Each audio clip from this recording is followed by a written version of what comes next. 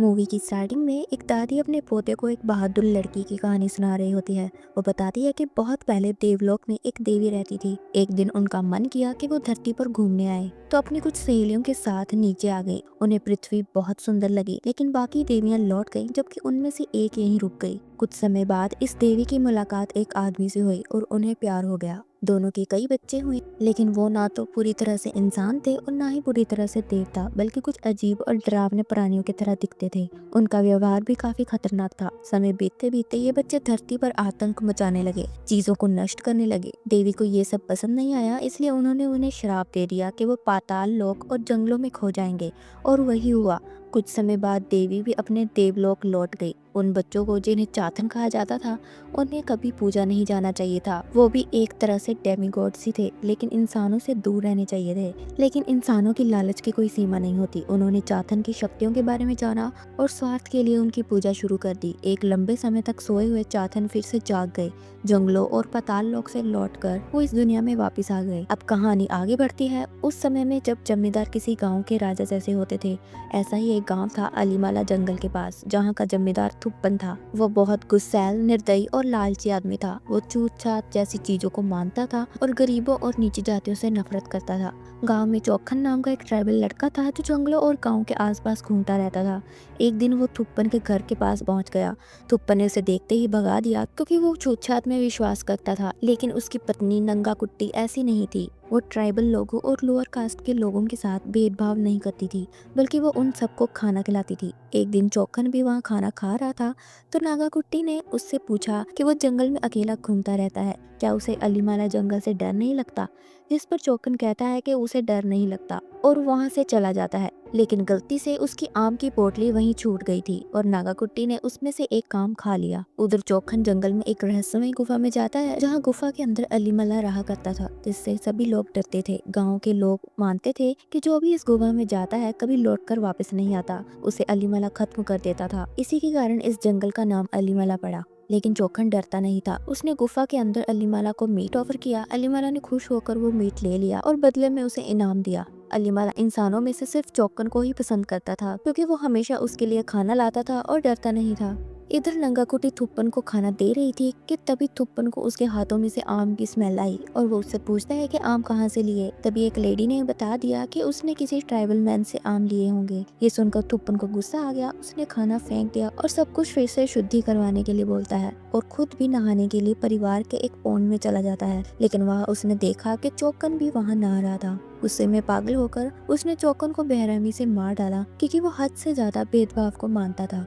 इलिमाला, जो चौखन को बहुत पसंद किया करता था, उसकी मौत से बहुत गुस्सा हो गया। उसने गांव में तबाही मचानी शुरू कर दी। पत्थरों की बारिश होने लगी, नदियों और तालाब सूख गए, लोगों के शरीर पर फोड़े फिंसी निकलने लगे और वे दर्द से तड़प कर मरने लगे। ये सब थुप्पन की गलती थी। उसने इसे रोकने की कोशिश की, लेकिन तब तक बहुत देर हो चुकी थी। अब खुद थुप्पन को भी यही बीमारी हो गई। उसके शरीर पर जख्म उभरने लगे। उसने देवी से विनती की कि ये सब ठीक हो जाए, लेकिन इस बार देवी भी बेबस थी। फिर उसने ज्योतिषियों से सलाह ली और गांव को इस विनाश से बचाने के लिए अपने खून से अंडरवर्ल्ड की गहराइयों से एक दूसरी डार्क पावर गारी देवन को बुला लिया और बाद में देवताओं, असुरों, श्रापों और रहस्यमय शक्तियों से भरी दुनिया बनाएंगी, जिसका असली मतलब हमें कहानी के एंड में पता चलेगा। अब कहानी हमें गाँव की एक लड़की कुमारी की तरफ ले जाती है। वो हंसमुख, प्यारी और सबसे अच्छे से घुलने मिलने वाली लड़की थी। उसके माता पिता बचपन से ही गुजर गए थे, इसलिए उसका और उसके भाई जयंत का पालन उसके अंकल और आंटी ने किया था। एक दिन उसके अंकल ने बताया कि उन्होंने उसके लिए पास के एक गांव में अच्छा रिश्ता देखा है। लड़का अमीर है और वहाँ कुमारी खुश रहेगी। जयंत ने पूछा कि वो इतनी जल्दी शादी क्यों करवाना चाहते हैं, उन्होंने रिश्ता अच्छे से देखा भी है या नहीं। जिस पर अंकल कहते हैं कि सब कुछ सही है, रिश्ता बहुत अच्छा है। अब कुमारी से उसकी चाची कहते हैं कि उन लोगों को उन्हें पालने में कोई परेशानी नहीं है, पर जब तक तुम्हारी शादी नहीं होगी तब तक उसके कजिन्स की भी शादी नहीं हो पाएगी, इसलिए वो जयंत को मना ले। अब अगले दिन कुमारी ने शादी के लिए हाँ कर दी। जयंत भी मान गया। उसने जिसके साथ उसका रिश्ता तय हुआ था उसका बैकग्राउंड चेक किया, तो पता चला कि लड़के का नाम ध्रुवन है। उसके पिता अब इस दुनिया में नहीं है और उसके चाचा ही उसकी देखभाल करते हैं। उसका एक बड़ा भाई भी है, अछूतन, लेकिन ध्रुव थोड़ा अजीब है। अब अगले दिन कुमारी की शादी ध्रुव से हो जाती है और अगले दिन वो विदा होकर अपने ससुराल जाने लगती है। रास्ते में एक औरत उसे रोककर कहती है कि वो उस गांव में ना जाए क्योंकि वो जगह श्रापित है, लेकिन कुमारी के चाचा उसे नजरअंदाज कर देते हैं और दूर खड़ी एक अजीब सी औरत ये सब देख रही थी। वो खुश होकर बोलती है कि 12 पीढ़ियों से इस पल का इंतजार था और अब सब खत्म होने वाला है। दरअसल ये वही काली रंगत गांव है जहाँ पर थुप्पन लैंडलॉर्ड था। असल में ध्रुवन उसी थुप्पन की 12वीं पीढ़ी का वंशज था। अब कुमारी की नई जिंदगी शुरू होती है। उसके ससुराल में उसका स्वागत किया जाता है, लेकिन वहाँ एक अजीब रिचुअल होता है।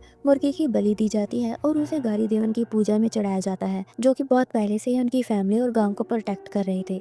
अगले दिन कुमारी सब जगह घूम रही होती है और जंगल में घूमते हुए वो एक जगह पर आती है जहाँ उसे चौकन दिखाई देता है, जो सालों पहले मर चुका था, यानी वो उसकी आत्मा थी। वो उसके पास जाने लगती है, लेकिन तभी उसकी सिस्टर इन लॉ उसे रोककर वहाँ से ले जाती है। वो उसे चेतावनी देती है कि कभी भी इस जंगल के अंदर ना जाए और इल्लीमाला की गुफा के पास तो भूल कर भी मत जाना। कुमारी चौंक जाती है और पूछती है कि वहाँ है क्या, जिस पर वो उसे सारी सच्चाई बताती है कि गांव को बचाने के लिए थुप्पन ने गारी देवन को बुलाया था, उसकी पूजा की थी और कुछ रिचुअल्स परफॉर्म करके गांव को उस श्राप से बचाया था। तभी से गारी देवन उनकी फैमिली को प्रोटेक्ट कर रहे थे, लेकिन इल्लीमाला अब भी गुफा में बंद था और वहाँ कोई जाता तो वापस नहीं आता था। कुमारी को ये सब बातें सिर्फ कहानियां लग रही थी, लेकिन उसी रात उसे सपना आता है जिसमें थुप्पन की वाइफ नंगाकुट्टी दिखती है। उसके आंचल पर खून लगा होता है और हाथ में ब्लेड भी था। कुमारी डर कर उठ जाती है, लेकिन ध्रुवन उसे संभालता है और सुला देता है। अगले दिन कुमारी ध्रुवन को बच्चों के साथ खेलते देखती है और उसे समझ आता है कि ध्रुवन थोड़ा चाइल्डिश है, लेकिन उसे सच में चाहता है। फिर घर पर कुछ मजदूर आते हैं जो उन्हीं की फील्ड्स में काम करते थे, जिन्हें कम पैसे मिलने पर वो सब झगड़ने लगते हैं, लेकिन चाचा जी उन्हें खरी खोटी सुनाते हैं और ध्रुवन उन्हें जाने को कहता है, लेकिन चाचा जी गुस्से में उसे ही लात मारकर गिरा देते हैं। ये देखकर कुमारी को बहुत दुख होता है। रात को वो ध्रुवन से इस बारे में पूछती है तो वो अपने बचपन की कहानी सुनाता है। वो बताता है कि वो हमेशा अकेला रहा, स्कूल में भी उसे कोई पसंद नहीं करता था। उसका भाई अछूतन टीचर्स का फेवरेट था, लेकिन ध्रुवन को हमेशा डांट पड़ती थी। एक बार जब उसे गुरु ने सबके सामने पीटा तो उसने गुस्से में स्कूल को ही जला दिया। लोग उसे पागल कहने लगे तो उसने एक बच्चे की जुबान ही काट दी। तब से उसे मेडिसिन दी जाती है ताकि वो कंट्रोल में रहे। कुमारी उसे समझाती है कि वो अकेला नहीं है, वो उसके साथ है। अब एक दिन कुमारी जंगल में घूम रही थी, तभी उसे चौखन फिर से दिखता है। वो उसे गुफा की तरफ बुलाता है और वो उसके पीछे चल देती है। वहाँ उसे वही अजीब औरत मुथम्मा मिलती है, जो उसे बताती है कि उसके अंदर एक नई जिंदगी पल रही है, लेकिन खतरे में है और ये खतरा उसे अपने लोगों से ही है। इसलिए वो उसे इल्लीमाला चातन के पास जाने की सलाह देती है, लेकिन कुमारी डर कर वहाँ से भाग जाती है। अब वो भागते हुए थक गई थी और यहाँ पर उसकी भाभी उसे संभालते हुए घर लेकर आती है। घर आकर वैद्य उसे चेक करता है, तब उसे पता चलता है कि वो सच में प्रेग्नेंट है। सब लोग खुश हो जाते हैं। ध्रुवन अब कुमारी का और ज्यादा ख्याल रखने लगता है, लेकिन अछूतन जल रहा था क्योंकि उसका कोई बच्चा नहीं था और ध्रुवन का यहाँ पर बच्चा होने वाला था, जो आगे जाकर अगला लैंडलॉर्ड बनेगा और उसके बाद जो उसका वारिस होगा वो भी नेक्स्ट लैंडलॉर्ड बन जाएगा।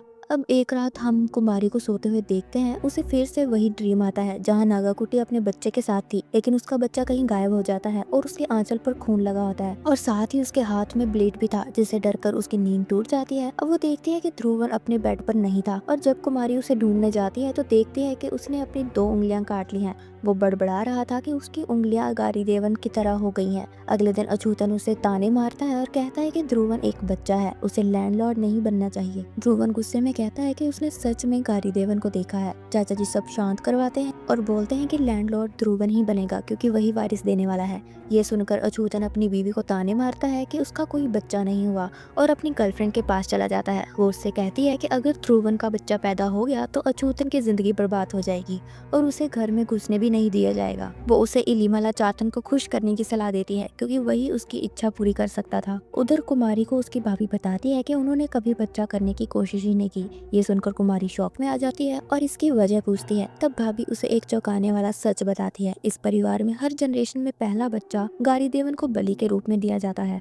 दरअसल गारी देवन को बुलाया गया था कर्ज से मुक्ति पाने के लिए, लेकिन बदले में एक बलि मांगी गई थी और उस बलि के लिए थुप्पन ने अपने बेटे की कुर्बानी दे दी। कुर्बानी देने के बाद सारा संकट टल गया, लेकिन उसकी पत्नी इस हादसे को सहन नहीं कर पाई और उसने देवी के सामने खुद को खंजर मारकर खत्म कर लिया। तभी से गारी देवन इस परिवार की रक्षा कर रहे थे। उसे समझ समझ आता है कि उसके सपनों में नागाकुटी इसलिए आ रही थी क्योंकि उसके बच्चे की भी बलि चढ़ाई गई थी। ये सुनकर कुमारी शॉक में चली जाती है। फिर उसकी भाभी उसे थुप्पन के असली राज के बारे में बताने के लिए एटिक में ले जाती है, जहाँ वो देखती है कि थुप्पन जिंदा था। 12 जनरेशन से वो जिंदा था। अब वो पूरी तरह कमजोर हो चुका था, लेकिन मर नहीं सकता था क्योंकि गारी देवन ने उसे अमर बना दिया था। तब से लेकर अब तक वो तड़प रहा है, लेकिन मौत उसे छू भी नहीं सकती थी। अब भाभी उसे बताते हैं कि इस बलि और श्राप को सिर्फ एक चीज ही रोक सकती है, अलीमाला चाथन। जब वो नीचे आते हैं तो चाचा जी उन्हें देख लेते हैं। अगले ही दिन भाभी की लाश कुएं में पड़ी मिलती है, जिसे देखकर कुमारी सदमे में आ जाती है। कुमारी को अब समझ आ गया था कि उसे अब क्या करना है। वो मुथम्मा के पास जाती है, जो उसे इल्लीमाला चातन को खुश करने का मंत्र देती है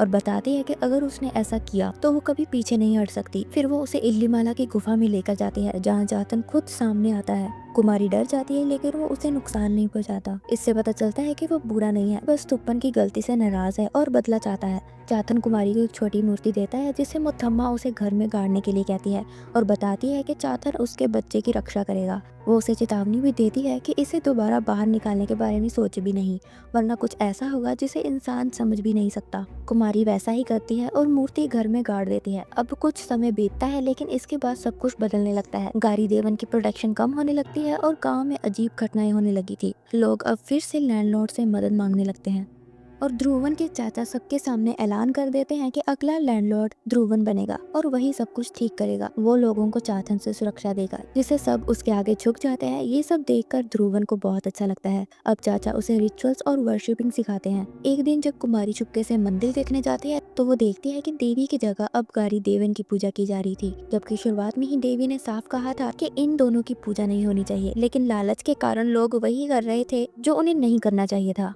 जब ध्रुवन की माँ चाचा जी से कहती है कि बलिदान नहीं होना चाहिए, तो चाचा जी कहते हैं कि उसके पास कोई और रास्ता नहीं है, बलिदान तो होकर ही रहेगा। उधर अछूतन की गर्लफ्रेंड उसे भड़काती है कि वो अपनी किस्मत खुद बिगाड़ रहा है, इसलिए वो चातन को पूजने जाता है, जो कि उसको ही मार देता है क्योंकि उसकी इंटेंशन ही गलत थी और वो उसी परिवार का था। और आखिरकार चाचा जी भी रिचुअल के दौरान सांप के काटने से मर जाते हैं। इसी बीच गाँव में अजीब घटनाएं होने लगी थी। कहीं आग लग रही थी तो कहीं पत्थर गिर रहे थे। वो एक मजदूर को पकड़कर बेरहमी से मारता है, जो कि मजदूरी के लिए लड़ रहा था, लेकिन वो कहता है कि उसे कुछ नहीं पता और कहता है कि उसे चाथन के फॉलोअर्स से पूछना चाहिए, यानी कि ट्राइबल वालों से। फिर ध्रुवन अपने आदमियों के साथ उन लोगों के पास जाता है और वहाँ सबको पीट कर धमकाता है कि गांव से दूर रहे। मुथम्मा तब बोलती है कि चाथन ने कुमारी से वादा किया था कि वो उसके बच्चे की रक्षा करेगा। ये सुनते ही ध्रुवन गुस्से में आ जाता है और घर जाकर कुमारी को जबरदस्ती धमकाता है, लेकिन कुमारी साफ कहती है कि वो अपने बच्चों को बचाने के लिए कुछ भी करेगी। वो कुमारी को कमरे में बंद करके कहता है कि बलिदान होकर रहेगा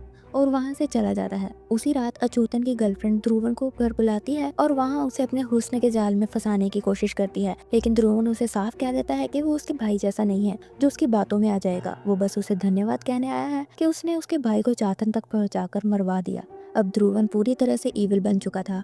अगले सीन में कुमारी से मिलने उसके भाई जयंत आता है। कुमारी उसको पूरी सिचुएशन एक्सप्लेन करती है और कहती है कि उसे घर ले जाए। वो उसके लिए तैयार भी हो जाता है, लेकिन गुस्से में ध्रुवन से बात करने चला जाता है। वहाँ दोनों की बहस इतनी बढ़ जाती है कि मामला हाथापाई तक पहुँच जाता है। इसी दौरान ध्रुवन बेरहमी से जयंत को मार डालता है। अपने भाई की मौत से कुमारी पूरी तरह टूट जाती है। इसके बाद वो थुप्पन के पास जाती है। थुप्पन उसे कहता है कि जो कुछ भी हो रहा है वो सब उसी की गलती की वजह से हो रहा है, लेकिन वो अकेला नहीं है, बल्कि नंगाकुट्टी की आत्मा भी पिछले 12 जनरेशन से यहीं फंसी हुई है और वो कुमारी के आने का इंतजार कर रही थी ताकि सब कुछ सही किया जा सके। थुप्पन आगे बताता है कि उसने देवी को उसके स्थान से हटा दिया था। अब उसे ही देवी को वापस अंधेरे चैम्बर से निकालकर मंदिर में लाना होगा, क्योंकि जब देवी अपने स्थान पर लौटेंगी तभी ये सब बंद होगा। कोई और बलिदान नहीं होगा, कोई और तबाही नहीं होगी, लेकिन ये सब सैक्रिफाइस और मूर्ति की स्थापना ग्रहण से पहले करना होगा, क्योंकि तभी गारी देवन और चाथन की शक्तियां कमजोर पड़ती हैं। अब सारी उम्मीदें सिर्फ कुमारी पर टिकी होती हैं। वो उसे नागाकुट्टी की आवाज के सहारे आगे बढ़ने के लिए कहता है, जो उसको सही रास्ता दिखा देगी। वो आगे बढ़ती है और ठीक उसी रास्ते पर चलती है जो उसको दिखाया गया था, और ठीक वैसा ही होता है। अगले ही सीन में कुमारी को देवी की मूर्ति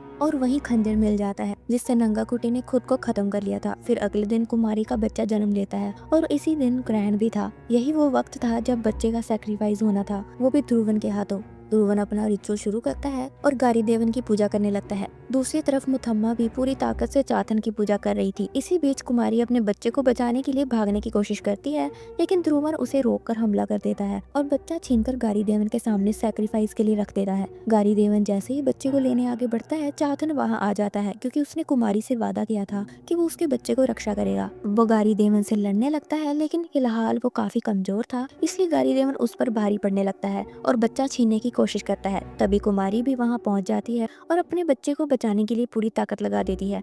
गारी देवन उसे पकड़कर मारने ही वाला होता है, लेकिन चाथन अपनी बची हुई शक्ति समेटकर गारी देवन पर जोरदार हमला करता है और उसे अंडरवर्ल्ड यानी नरक में घसीटते हुए ले जाता है। इधर ध्रुवन गारी देवन को शक्ति देने के लिए बच्चे की बलि देने ही लगता है, लेकिन कुमारी उसे रोकती है और अपने ही हाथों से खंजर घोंपकर उसे खत्म कर देती है। चाथन भी तब तक अंडरवर्ल्ड से वापस आ चुका था। उसने गारी देवन को पूरी तरह नष्ट कर दिया था और अपना कर्ज भी चुका दिया था। गारी देवन की मौत के साथ ही थुप्पन भी खत्म हो जाता है और आखिरकार उसकी आत्मा को मुक्ति मिल जाती है और साथ ही नंगा कुट्टी की आत्मा भी आजाद हो जाती है। अब सब कुछ सही हो चुका था। कुमारी अब गांव की नई लैंडलेडी बन चुकी थी, जो लोगों की भलाई के लिए सोचती थी और पुरानी गलतियों को सुधार रही थी। लेकिन फिल्म के आखिरी सीन में हम देखते हैं कि कुमारी का बेटा पारो चौखन की स्पिरिट को देख रहा होता है और धीरे धीरे उसके पास जा रहा था, और इसी के साथ मूवी यहीं खत्म हो जाती है। और अगर आपको हमारी वीडियो पसंद आई हो तो इसे लाइक, शेयर और चैनल को सब्सक्राइब करना मत भूलना।